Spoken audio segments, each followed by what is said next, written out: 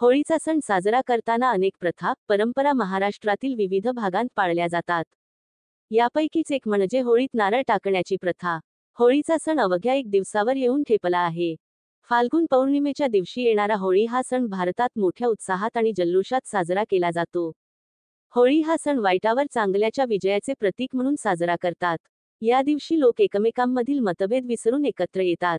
होळीच्या दिवशी होलिका दहन केलं जातं तर दुसऱ्या दिवशी धुलीवंदनाला रंगांची उधळण करून होळी खेळली जाते. त्याचप्रमाणे होळीचा सण साजरा करताना अनेक प्रथा, परंपरा महाराष्ट्रातील विविध भागांत पाळल्या जातात. यापैकीच एक म्हणजे होळीत नारळ टाकण्याची प्रथा. खरं तर आपल्यापैकी अनेकांना या संदर्भात माहिती नाही.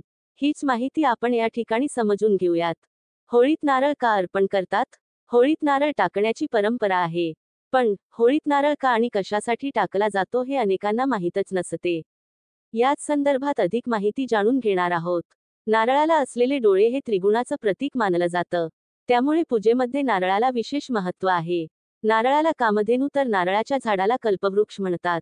होलिका दहनाच्या दिवशी आगीत नारळ अर्पण केल्यास घराची आर्थिक स्थिती सुधारण्यास मदत होते अशी मान्यता आहे. तसेच घरातील व्यक्तींवर असलेला कर्जाचा डोंगर देखील हलका होण्यास मदत होते.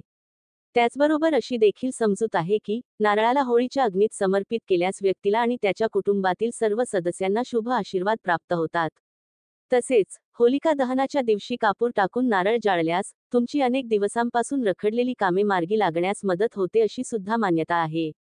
होळी पूजा करण्याचा शुभ मुहूर्त. यावर्षी पंचांगानुसार 12 मार्च 2025 रात्रीचे 11:26 ते 13 मार्च रात्रीचे 12:30 पूजा करण्याचा शुभ मुहूर्त आहे. या दिवशी घरातून एक नारळ हातात धरून शेंडी बाहेर असेल असाच हातात धरावा. तसेच तो नारळ संपूर्ण घरात फिरवून होळीच्या दहनाच्या मुहूर्तावर अग्नीत अर्पण करावा.